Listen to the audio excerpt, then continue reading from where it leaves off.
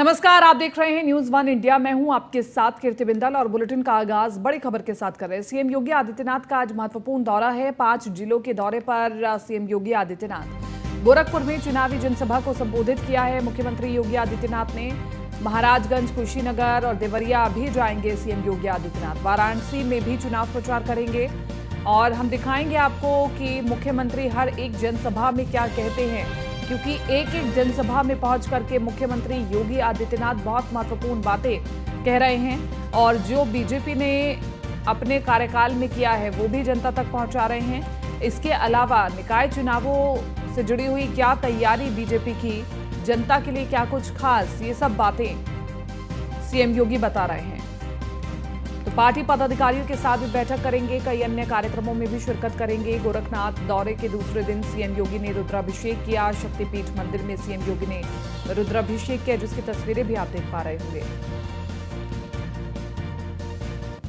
शक्तिपीठ मंदिर में सीएम योगी ने रुद्राभिषेक किया। सीएम योगी आदित्यनाथ का आज महत्वपूर्ण दौरा है और हम समझने की कोशिश करेंगे कि ये जो इतनी तैयारी चल रही है, क्योंकि अगर हम तमाम पार्टियों को देखें तो बीजेपी पुरजोर तैयारी करते हुए दिखाई दे रही है। कल अखिलेश यादव ने भी हालांकि बैठक बुलाई थी रणनीति बनाने के लिए, लेकिन मैदान में अभी तक अखिलेश यादव दिखाई नहीं दिए हैं नगर निकाय चुनाव को लेकर के। तो ऐसे में नगर निकाय चुनावों के समीकरण क्या कहते हैं और जनता सबसे ज्यादा किसे पसंद करती है, ये भी देखना बहुत महत्वपूर्ण होगा। और सबसे ज्यादा महत्वपूर्ण ये होगा 2024 के लिहाज से ये चुनाव बहुत महत्वपूर्ण है। इससे कहीं ना कहीं पता चल जाएगा कि बीजेपी की उत्तर प्रदेश में स्थिति क्या है।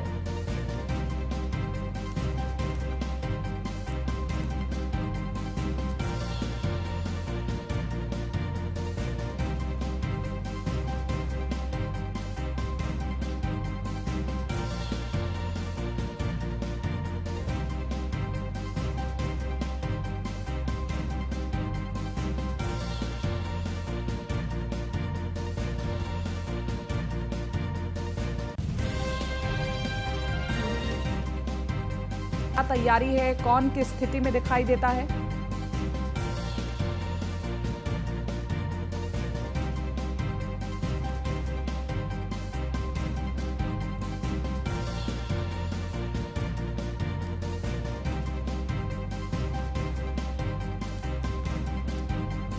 हमारे साथ ज्यादा जानकारी के साथ ब्रिजेश श्रीवास्तव, एसोसिएट एडिटर, हमारे साथ बने हुए हैं। उनसे हम ज्यादा जानकारी लेंगे। ब्रिजेश जी, मुख्यमंत्री योगी आदित्यनाथ लगातार तूफानी दौरे पर हैं और एक के बाद एक दौरे पर हैं मुख्यमंत्री योगी आदित्यनाथ। और अगर हम सभी पार्टियों को देखें तो अभी बीजेपी सबसे ज्यादा तैयारी में दिखाई दे रही है, यानी कि मैदान में बीजेपी दिखाई दे रहा है। खुद प्रदेश के मुखिया मैदान में हैं। अभी तक अखिलेश यादव मैदान में नहीं उतरे, मायावती मैदान में नहीं उतरी। तो क्या इसका माइलेज बीजेपी को मिलने वाला है आगे आने वाले वक्त में? का राज भी यही है और बीजेपी के लिए कहा जाता है कि वो 24 आवर्स और 365 दिन वो अपनी चुनावी तैयारियों में रहती है। चाहे निकाय चुनाव हो, चाहे पंचायत का चुनाव हो, विधानसभा का हो, लोकसभा का चुनाव कोई भी हो, बीजेपी उसे पूरी मुस्तैदी के साथ चुनाव मैदान पर उतरती है। मुख्यमंत्री योगी आदित्यनाथ खुद उत्तर प्रदेश का चूंकि सबसे बड़ा सियासी चेहरा है और ऐसे में उन्होंने अपने आप को झोंका हुआ है। एक दिन में 5-5 जनसभाएं कर रहे हैं, वहीं बाकी बड़े नेता गायब हैं। हमारे साथ अम्बुजेश भी जुड़े हैं, अम्बुजेश से भी जानेंगे। अम्बुजेश, बेहद दिलचस्प है। उत्तर प्रदेश को कहते हैं गेटवे ऑफ इंडिया है जो है। अगर आपको 24 में सक्सेस होना है तो उत्तर प्रदेश को कामयाब होना होगा। अखिलेश यादव इस चुनाव से नदारद है, मायावती चुनाव से नदारद है, अकेले योगी आदित्यनाथ एक एक दिन में 5-5 जनसभाएं कर रहे हैं। क्या मायने हैं इसके? देखिए, भारतीय जनता पार्टी की एक रणनीति बिल्कुल साफ रहती है हमेशा कि वो 24 घंटे 365 दिन वो चुनाव के मोड में रहते, तैयार रहते। सबसे बड़ी चीज़ ये है कि ये जो निकाय चुनाव है लोकसभा चुनाव के ठीक पहले होने वाला है, तो इसमें जो लोकसभा चुनाव का जो असर दिखेगा, लोकसभा चुनाव में जो एक माहौल बनेगा, वो माहौल बनाने की कोशिश अभी से शुरू हो गई है। जैसे अगर निकाय चुनाव आप कल्पना करिए, अगर नहीं होता, अगर लोकसभा चुनाव के पहले निकाय चुनाव नहीं होता तो भी बीजेपी के नेता अभी तक फील्ड में निकल चुके होते। ऐसा देखा गया है। विधानसभा चुनाव के पहले 1 साल पहले से बीजेपी की तैयारियां शुरू हो जाती है। बड़े चेहरों को अलग अलग डिस्ट्रीब्यूट कर दिया जाता है कि वो जाके वहाँ प्रचार करे, जनसंपर्क करे। तो ये बीजेपी की अपनी स्ट्रेटेजी पिछले 10 सालों में लगातार कामयाब हुई है। और इसलिए बीजेपी, आप देखिए ना कि अभी जो सोशल मीडिया के पीछे मायावती और अखिलेश यादव पड़े हुए हैं, फील्ड में कम निकल रहे हैं, वो सोशल मीडिया का इस्तेमाल बीजेपी आज से 10 साल पहले कर चुकी है।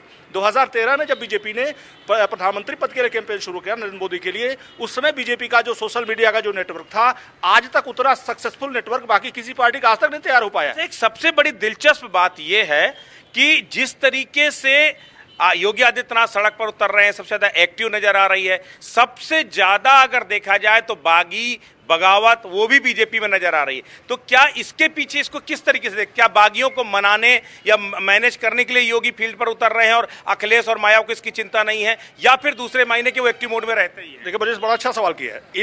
इसके दो पहलू हैं।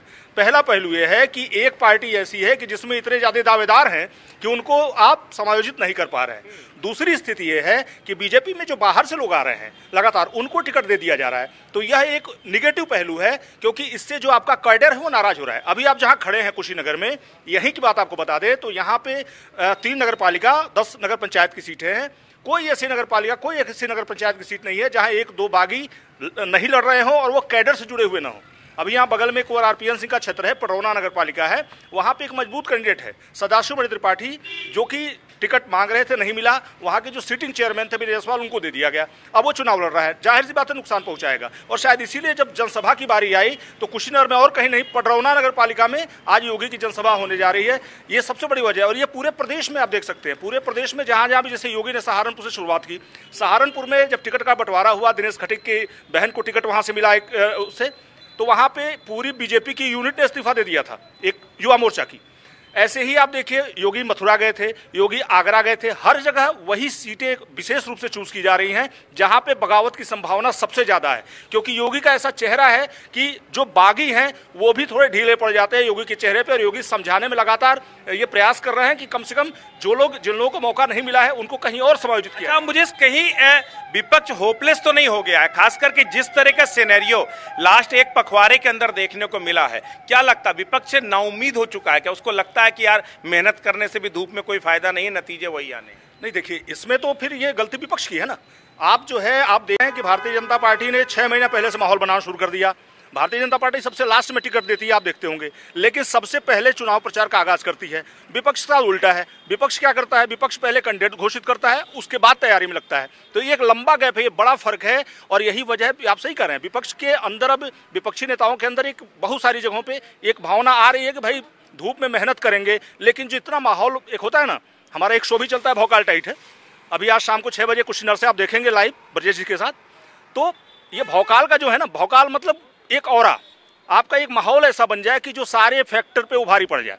तो वो चीजें जो है वो भाजपा ने शुरू से माहौल ऐसा बना दिया, 6 महीने पहले से माहौल बना दिया कि अब विपक्ष मतलब तैयारियों का मामले तो बहुत दूर दूर तक है। सबसे बड़े था अखिलेश यादव के तमाम सहयोगियों ने, जिन्होंने भी अखिलेश का साथ छोड़ा, ये कह करके छोड़ा कि वो एयर कंडीशनर कमरों से बाहर नहीं निकलते, और इसलिए जो है पार्टी का ये हसर हो रहा है। हम लोगों ने जब अभी चुनाव हुआ, मैनपुरी का चुनाव हुआ, आपका जो है खतौली का चुनाव हुआ, आपका आजमगढ़, आपकी जगह जो है यहाँ, हाँ आजमगढ़, उसका रामपुर का चुनाव हुआ, 3 जगह चुनाव हुए। अखिलेश यादव बाहर निकले, मैनपुरी में उन्होंने पूरा मोर्चा संभाला, तस्वीर कुछ और थी। गोला गोकर्णनाथ में नहीं निकले, हार गए जो है। मतलब जिन सीटों पे अखिलेश बाहर निकले वहां अपेक्षित मतलब सकारात्मक परिणाम मिले।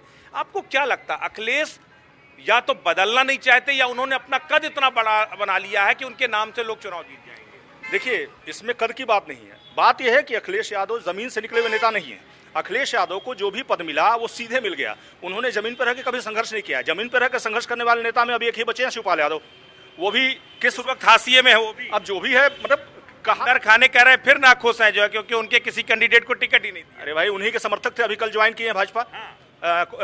मुन्ना त्रिपाठी को, मुन्ना त्रिपाठी, हाँ, वो त्रिपाठी मुन्ना, वो जो है, उनके साथ के शिवपाल खेमे के दर्जनों ऐसे नामों को गिना सकते हैं। अभिषेक सिंह आंसू पुरुष शासन संघ अध्यक्ष रहे हैं लखनऊ विश्वविद्यालय के, वो भाजपा में जा चुके हैं।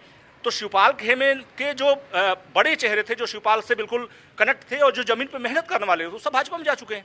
तो ये तो मतलब साफ तौर से अखिलेश के साथ ये है कि भाई मुलायम सिंह की एक विरासत का नाम है उनके साथ, मुलायम सिंह का एक औरा है, अभी मुलायम सिंह की जल्दी ही उनका निधन हुआ है। तो अखिलेश के साथ ये है कि उनको एक संवेदना का लाभ मिल रहा है, ये उनके चेहरे का लाभ नहीं है, इस बात को ध्यान रखिएगा। अभी भी जो पुराने समाजवादी हैं, जो परिवार में जो कलह हुई उसको लेकर आज भी वो उतने ज्यादा अभी खुश नहीं है। अखिलेश की स्वीकार्यता युवाओं में ज्यादा है, सच्चाई। अच्छा, सबसे बड़ी समझे साहब, खुद पूर्वांचल से आते हैं, पूर्वांचल की राजनीति को बहुत नजदीक से समझा है। ओवरऑल क्या सिनेरियो समझा? पूर्वांचल में दो तरह की राजनीति रही, यहाँ मठ की राजनीति रही या माफियाओं की राजनीति रही, और कहते हैं मठ ने माफियाओं की राजनीति को तोड़ा और आज भी तोड़ते चले आ रहे हैं। क्या ये इम्पैक्टफुल होगा इस पूरे निकाय चुनाव में? देखिए, ये पूर्वांचल जो है ये एक समय पहचान रही थी, गन्ना गंडक गुंडा। गन्ना बहुल क्षेत्र है, गंडक हर साल तबाही मचाती है एक बड़े बेल्ट में, यूपी से लेकर बिहार तक।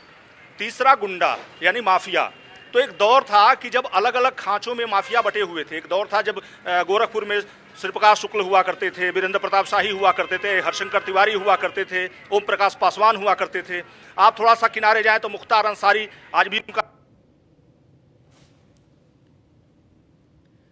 तो देखिए, लगातार हमारी ये कवरेज जारी है और हम चर्चा कर रहे हैं कि आखिरकार क्या स्थिति में है तमाम पार्टियां नगर निकाय चुनाव को देखते हुए, क्योंकि ये नगर निकाय चुनाव हम बार बार कह रहे हैं साल 2024 के लिहाज से बहुत ज्यादा महत्वपूर्ण है। ऐसे में कौन सी पार्टी किस स्थिति में है और किस पार्टी को ज्यादा माइलेज मिलने वाली है, तैयारियों के हिसाब से ये जमीनी तौर पर विश्लेषण हम कर रहे हैं। जमीन पर जाकर के क्या प्रभाव दिखाई देता है, जनता की क्या प्रतिक्रियाएं दिखाई देती हैं, उसके हिसाब से विश्लेषण यहाँ पर की जा रही है, चर्चा यहाँ पर की जा रही है। और इसी के साथ साथ कई जनसभाओं में मुख्यमंत्री योगी आदित्यनाथ खुद पहुंच रहे हैं और जैसा कि हम चर्चा कर रहे हैं कि बागी कहीं खेल ना बिगाड़ दे, उसको देखते हुए उन सीटों का चुनाव किया गया है, वहां पर सीएम योगी आदित्यनाथ खुद जा रहे हैं। देखिए, एक रिपोर्ट के आधार पर भी हम आपको बताएं कि अयोध्या में भी कुछ बागी उम्मीदवार थे जिन्होंने अकेले लड़ना चुना। जब उन्हें टिकट नहीं मिला, जब वो हताश हो गए, निराश हो गए, तो उन्होंने अकेले चुनाव लड़ना